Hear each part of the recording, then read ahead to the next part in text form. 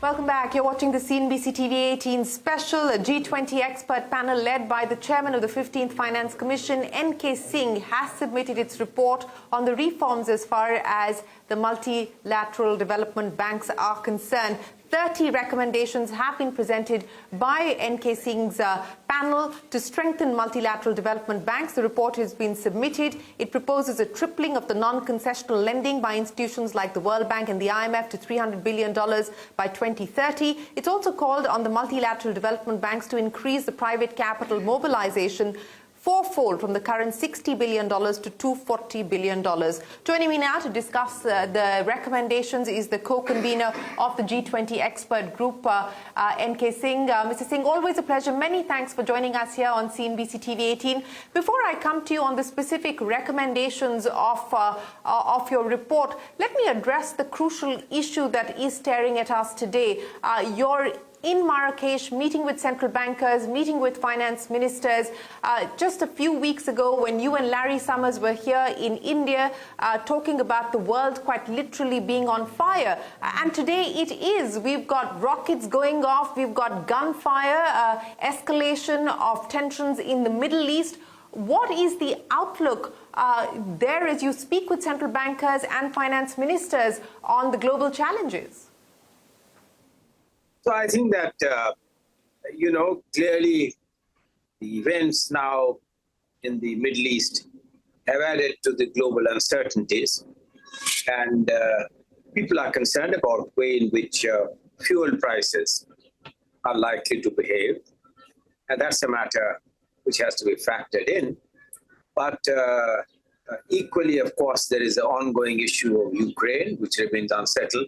So these geopolitical uncertainties underline the basic philosophy of the recommendations which we have made, namely how to make the global economy and the global financial architecture more durable, more enduring, and better responsive to the contemporary challenges of vastly greater needs of financing in predictable ways, with long-term capital needs being met, the issues of poverty for which Africa is grappling with, particularly sub-Saharan Africa, low-income countries with a sharp decline in shared prosperity, and of course, the global warming and climate change, which looms large. So events only reiterate and reinforce the importance of the wide-ranging recommendations. Larry and I, as co-conveners, with a very distinguished set of co-panelists to be able to present before the G20. Indeed, yesterday, I had the privilege for the second time to speak to the finance ministers and governors of central bank to present the last part of my report. And the participation was overwhelming. Indeed, we were greatly heartened, grateful for the positive responses which we have received to recommendations which are clearly ambitious, the recommendations which will seek to fundamentally alter architecture, economic management. You're right in pointing out that these are ambitious and audacious recommendations that you have put forward. And let's address that issue of capital mobilization that you speak of, Mr. Singh, because, you've pointed out in the report that multilateral development banks should triple their non-concessional lending to $300 billion a year by 2030. They should triple their concessional funding to $90 billion per annum by 2030 with ramped up donor support.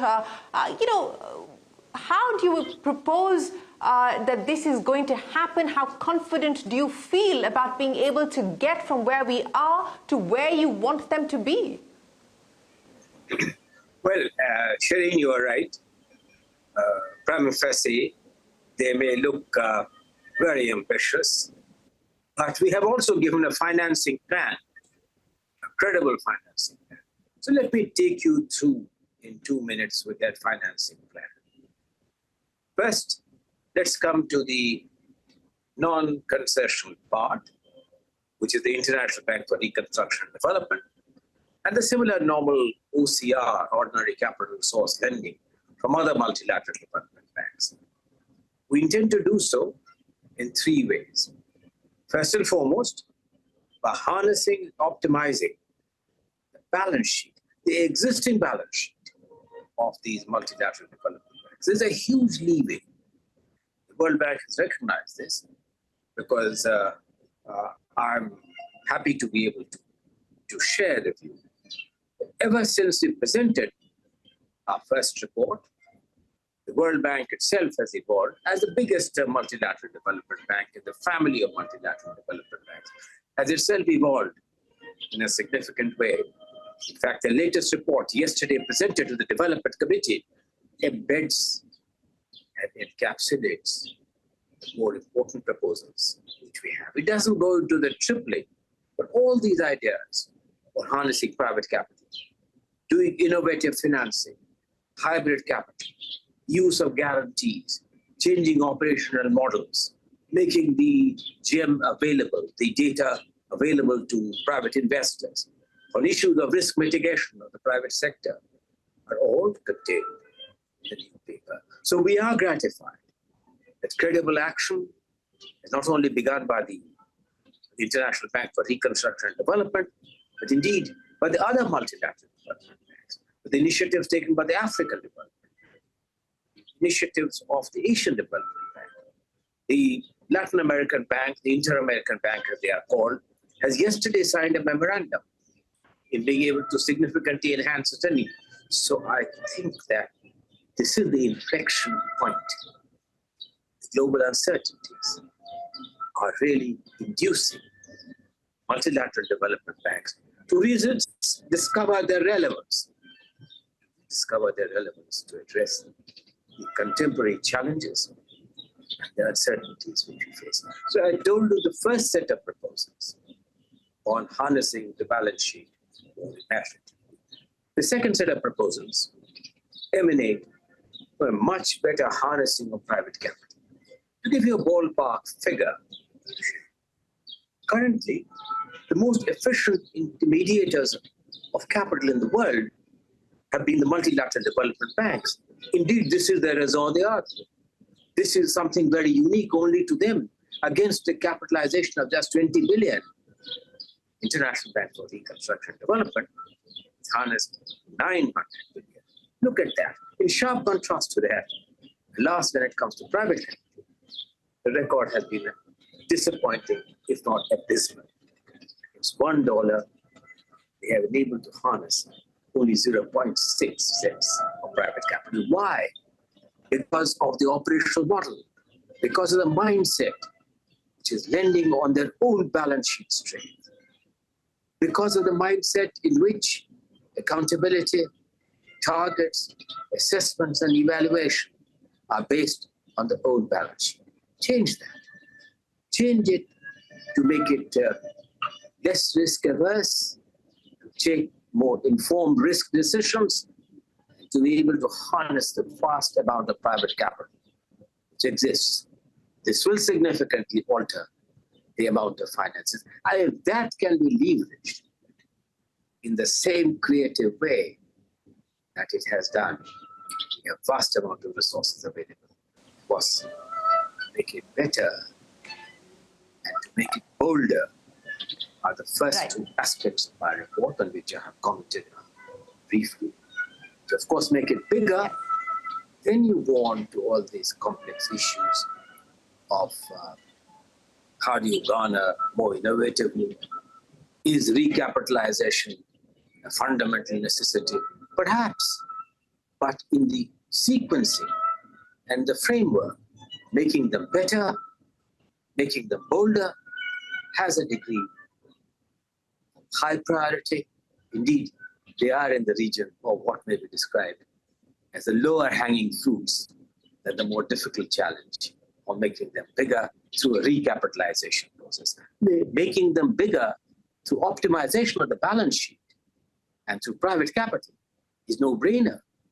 But on the issue of recapitalization, I think that each multilateral development bank will need to assess their own balance sheet strength, seek the approvals of their own shareholders, their own governance structures. But we have made one very important recommendation. That is, that if multilateral development banks act in tandem, act in symmetry, act as a family, and not act in silos, it can make an enormous difference. It's a classic case.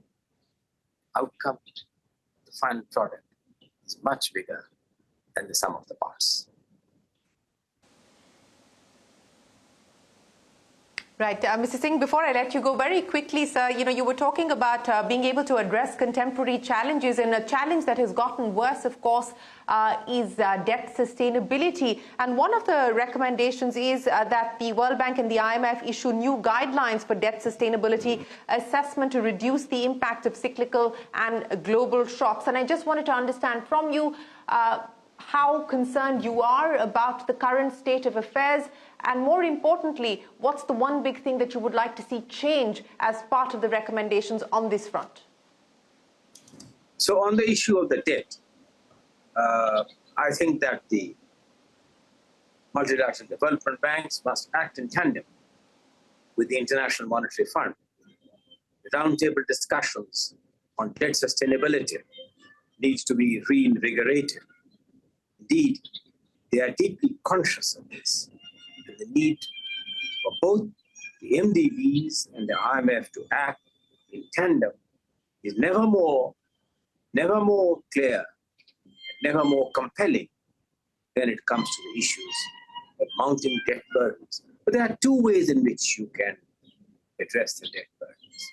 In the short term, of course, you want perhaps a rescheduling, perhaps kick the debt down. In the long run, what matters is growth. What matters is resource multipliers. What matters is infrastructure, the ability of countries to grow much faster, which enables them a tax buoyancy and a tax GDP ratio significantly improve. That is why, Shereen, the centerpiece of our recommendation is out of the 3 trillion which are needed between now and 2030 every year, 2 trillion is expected from domestic resource mobilization. How? Through better reforms, to improve tax buoyancy, through structural changes, through macroeconomic policies, which is able to harness global capital, trigger growth process.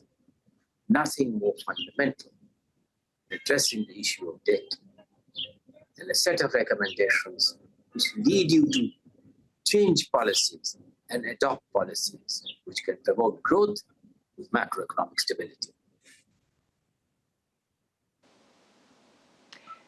Dr. Singh, we are completely out of time, but we appreciate you joining us from Marrakesh, where you have presented Volume 2 of the recommendations for the reforms needed for the multilateral development banks to address some of the contemporary challenges and to be bigger, better and bolder. Appreciate your time. Thanks very much for joining us on CNBC TV 18. We are going to take a break here. There's a lot more coming up. Don't go anywhere. We're back in a minute with more.